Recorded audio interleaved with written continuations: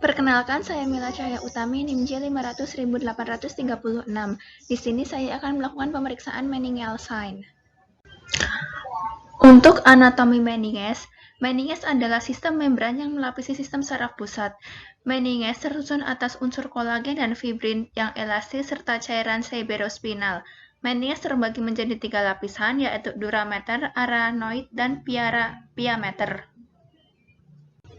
Tujuan dari pemeriksaan ini adalah mahasiswa mampu memeriksa tanda-tanda iritasi meningeal atau meningeal sign. Kemudian, mahasiswa mampu melakukan dan menginterpretasikan dari satu tanda kaku kuduk atau rigiditas nukae, kemudian tanda kering, kemudian tanda Brusinski 1, lalu Brusinski 2, Brusinski 3, dan Brusinski 4.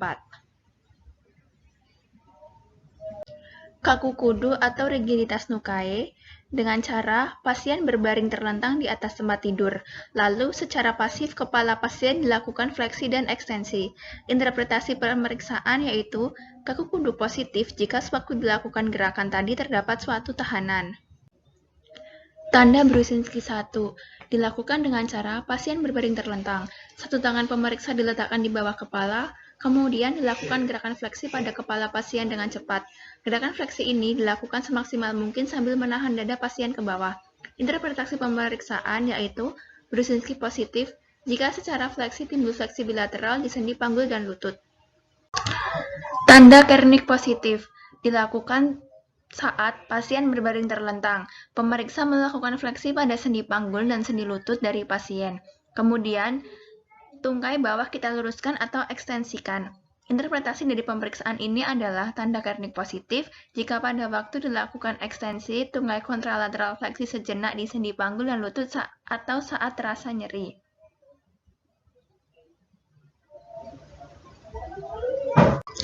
Yang keempat, ada tanda Brusinski 2. Nah, pasien berbaring terlentang. Salah satu tungkai pasien diangkat atau fleksi sendi panggul dalam posisi ekstensi pada sendi lutut. Interpretasi pemeriksaan, tanda Brusinski 2 positif jika timbul gerakan refleks pada tungkai kontralateral berupa fleksi di sendi panggul dan lutut.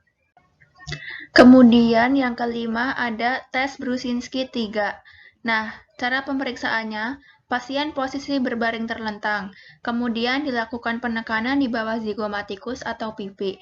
Interpretasi pemeriksaan, pada pemeriksaan didapat hasil positif apabila diikuti dengan fleksi-fleksi sendi siku dengan hentakan ke atas dari lengan.